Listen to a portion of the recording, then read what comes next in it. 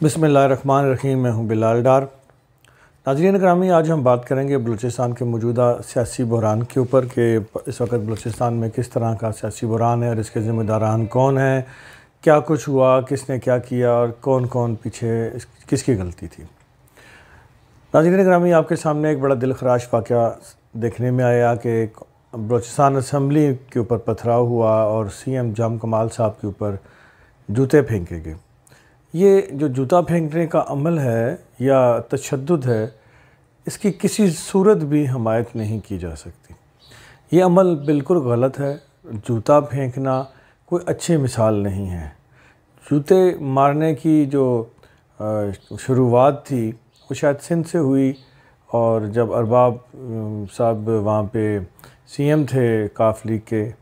और उस वक़्त ये मामला शुरू हुआ शायद, और उसके बाद बढ़ता चला गया। और फिर इसका हम अरूज देखते हैं इमरान खान साहब की और तरल कादरी साहब के जो मार्च थे, आज़ादी मार्च, और इनके अंदर हम देखते हैं कि उन्होंने इस पे बहुत ज़्यादा इस काम को आगे बढ़ाया। फिर उनकी इतनी पुरतशद्दुद तकारीर थी इन कायदीन की कि जिसके बाद बहुत ज़्यादा मामलात आगे इस हवाले से बढ़े। फिर हत्ता कि वज़ीर दाखिला जो थे हसन इकबाल साहब, उनके ऊपर कातलाना हमला भी हुआ और गोली भी चली। नवाज शरीफ साहब को भी जूता मारा गया। मतलब ये जो अमल है ये बहुत गलत है और ये बढ़ता चला जाएगा और इसमें कोई भी महफूज नहीं रहेगा। ये तब भी कहा जा रहा था, आज भी कहा जा रहा है, लेकिन इस अमल की किसी सूरत हमायत नहीं की जा सकती। बलोच रवायात में तो इसकी कोई गुंजाइश ही नहीं है। ये तो हम इस पर मजम्मत करते हैं और कहते हैं ये गलत है, लेकिन अब हम ज़रा जायज़ा लेते हैं कि इस वक्त सूरत हाल क्या है और पहले किस वजह से ये सूरत हाल डेवलप हुई। नाज़रीन ग्रामी, आपके इल्म में है कि असम्बली का जो बजट सेशन है इससे कबल बल्कि मुसलसल इस हुकूमत में बलूचिस्तान असम्बली के बाहर मुख्तलिफ़ तबक़ात और मुलाज़मीन जो हैं वो एहतजाज करते दिखाई देते हैं। और बजट सेशन से कबल ये एहतजाज बड़ा शदीद है और कैंप लगे हुए हैं और एहतजाजी धरने शुरू हुए हैं। और दूसरी जानिब असम्बली के अंदर जो MPs हैं वो इस बात पे सरापा एहतजाज हैं कि जो PSDP स्कीमें बनाई गई हैं, इस बजट में लाई जा रही हैं, पास हो जाएंगी जो, उनमें अपोजिशन के हलकों में कुछ नहीं रखा गया। तो अपोजिशन इस हवाले से सरापा एहतजाज थी और अपोजिशन और क्राउड बहुत ज़्यादा चार्ज था। और इस दौरान होना तो ये चाहिए था कि सूबाई हुकूमत वज़ीर आला साहब अपनी काबीना के साथ, अपने MPs के साथ और स्पीकर साहब के साथ मशावरत करके हिकमत अमली बनाते और इस हिकमत अमली के तहत तीनों जगह से एक मुश्तरका हिकमत अमली के तहत चीज़ों को कंट्रोल किया जाता। लेकिन हमें इसके बरक्स दिखाई देता है कि जाम कमाल साहब ने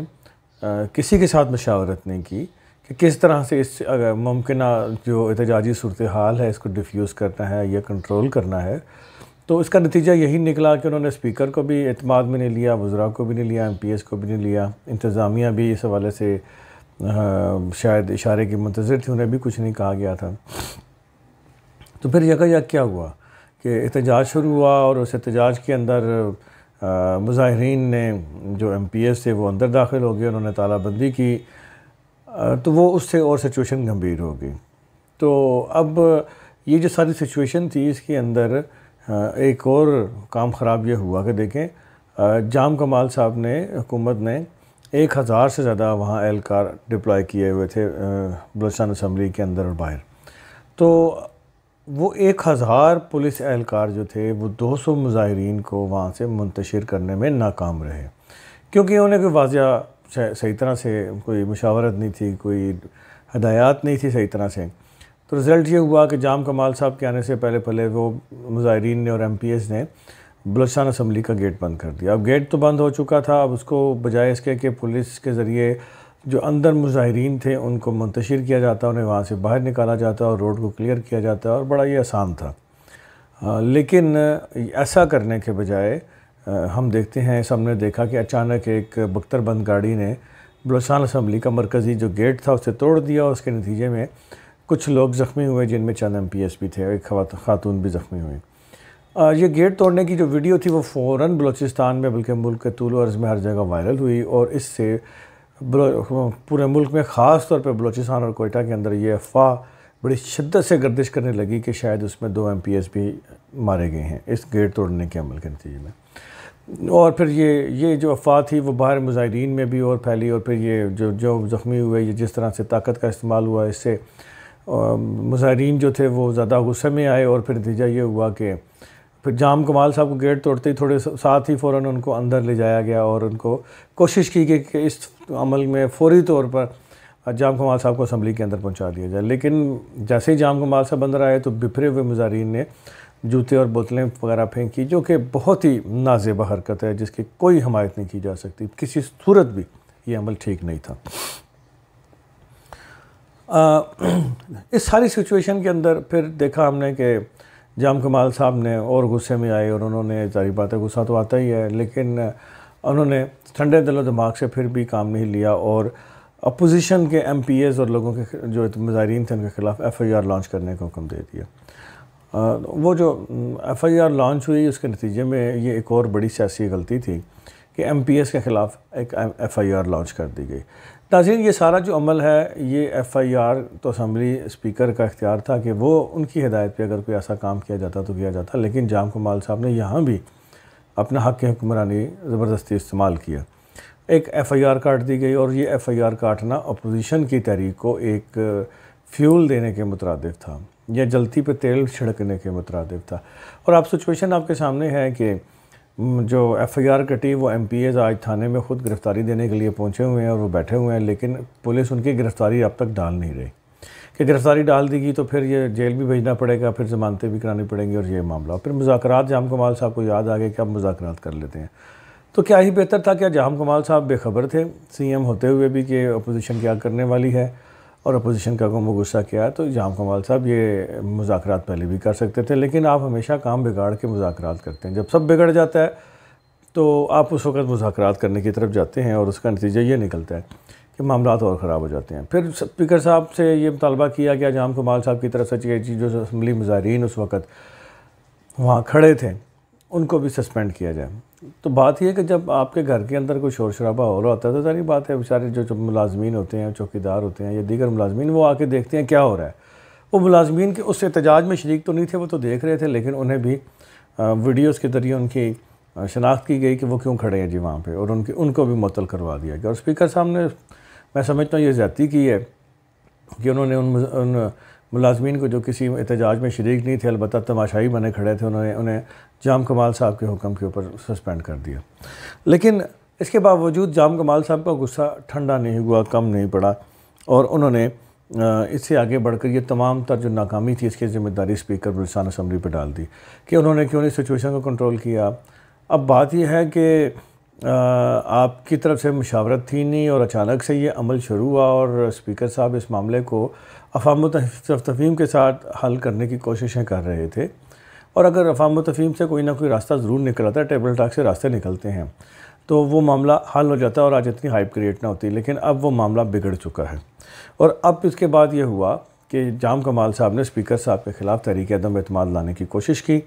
اس حوالے سے انہوں نے جوڑ توڑ شروع کیا، لیکن جام کمال صاحب جن دوستوں بھائیوں کی حمایت سے آج تک برسر اقتدار ہیں، انہوں نے ہی جام صاحب کی اس کوشش کو رد کر دیا، ناکام بنا دیا، اور جام کمال صاحب تحریک عدم اعتماد اسپیکر صاحب کے لانے کے خلاف ایک مرتبہ پھر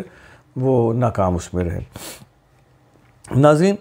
اگر ہم جام کمال صاحب کا 3 سال کا دور اقتدار کا چھوٹا سا جائزہ لیں تو اس میں ہمیں دکھائی دیتا ہے کہ وہ اپوزیشن کے ساتھ تو لڑتے ہی لڑتے ہیں، خیر وہ تو نیچرل عمل ہے، وہ تو اپنے اتحادیوں کے ساتھ بھی لڑ رہے ہیں۔ مثلا PTI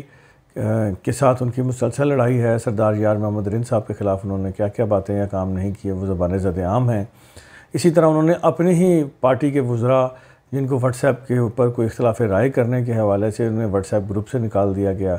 پھر ان کے ساتھ لڑائیاں جھگڑے شروع ہوئے، پھر ان کی طرف سے بھی استعفیٰ آنے لگا، پھر اپنے ہی وزراء کے خلاف جو وزراء تھے وہ کسی کا تبادلہ چھوٹے موٹے لوگوں کا چاہتے تھے تو وہ تبادلے بھی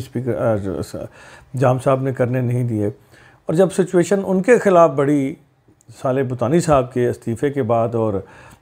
پھر ان سے جو پورٹ فولیو واپس لیا اس کے بعد، اور پھر جو اور کچھ وزراء بھی اس میں شامل ہوئے احتجاج میں، تو پھر جام کمال صاحب کو یاد ہوا نہیں تحریک عدم اعتماد آ جائے گی، فوراً سے ہم کو راضی کرو۔ تو ہم ان کا 30 سالہ دورہ اقتدار اسی طرح دیکھتے ہیں کہ وہ اپنے ہی وزراء، اپنے ہی لوگوں، اپنے ہی پارٹی کے عہدیداروں کے ساتھ رسا کشی میں دکھائی دیتے ہیں، اور اسی وجہ سے بلوچستان جو ہے وہ مسلسل بحرانوں کا شکار ہے۔ پھر آپ دیکھیں کہ یہ بھی کوئی میرا خیال انصاف کی بات نہیں ہے کہ جہاں اپوزیشن کے حلقے ہیں وہاں فنڈز نہ دیے جائیں، یا اپوزیشن کے اراکین ہیں ان کو فنڈز نہ دیے جائیں، یہ تو زیادتی ہے۔ لیکن یہ جو دیا بھی فنڈ گیا ہے وہ ان کے منہ میں زیرے کے برابر۔ خود جام کمال صاحب کے بارے میں ڈاکومنٹس یہ بتاتے ہیں اور ذرائع یہ بتاتے ہیں کہ جام کمال صاحب 11-12 ارب روپیہ بلکہ اس سے بھی زیادہ رقم اپنے حلقہ انتخاب لسبیلا میں لے گئے ہیں،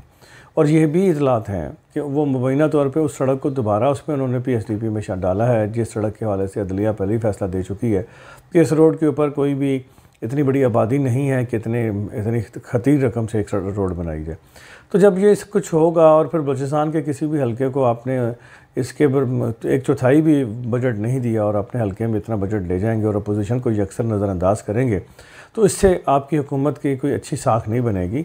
بلکہ حکومت جو ڈیولپمنٹ کے کام کرنا چاہتی تھی یا کرنا چاہیے تھے وہ سارے کے سارے نہیں ہو سکیں گے، بلکہ ان میں سے ایک بھی نہیں ہو سکے گا، کیونکہ جام کمال صاحب مسلسل اپوزیشن اور اپنے لوگوں کے ساتھ الجھتے ہوئے دکھائی دیتے ہیں۔ یہی وجہ کہ ان کی پرفارمنس بڑی پور ہے۔ تو ضرورت اس امر کی ہے کہ جام کمال صاحب ابھی بھی آپ غصہ چھوڑ دیں اور غصے کو جانے دیں۔ غصے سے حکومتیں نہیں چلتی، معاملات نہیں سلجھتے، بلکہ ڈور الجھتی چلی جاتی ہے۔ آپ کو چاہیے کہ فوری طور پر اپوزیشن کے ساتھ مذاکرات کی بات چیت کریں، اور یہ عمل جو ہے اس میں آپ اسپیکر صاحب کو آن بورڈ لیں، اور اسپیکر صاحب کو آن بورڈ لے کے آپ اور جو وزراء ہیں وہ اپنے اپنے طور پہ ان کی مذاکرات کریں، اور تاکہ جو اس وقت بلوچستان ایک شدید سیاسی بحران میں مبتلا ہے، اس کو اس بحران سے نکالا جا سکے۔ مجھے امید ہے کہ تنقید برائے تنقید نہیں لی جائے گی، بلکہ تنقید برائے اصلاح لی جائے گی، اور بلوچستان کے عوام کی بہتری کے لیے ضروری ہے۔ بلوچستان جہاں پینے کا پانی نہیں، علاج نہیں، خوراک نہیں، زراعت نہیں، بہت بری طریقے سے حالات خراب ہو چکے ہیں وہاں پہ، تو اس معاملات کو ٹھیک کرنے کی طرف توجہ دی جائے گی، نہ کہ اپوزیشن کے ساتھ لڑائی لڑنے کی کو بڑھایا جائے گا، اور نہ ہی اپنے لوگوں سے لڑا جائے گا۔ اس سے بلوچستان کے عوام کا بھلائی نہیں ہوگی، ان کا بلکہ نقصان ہوگا۔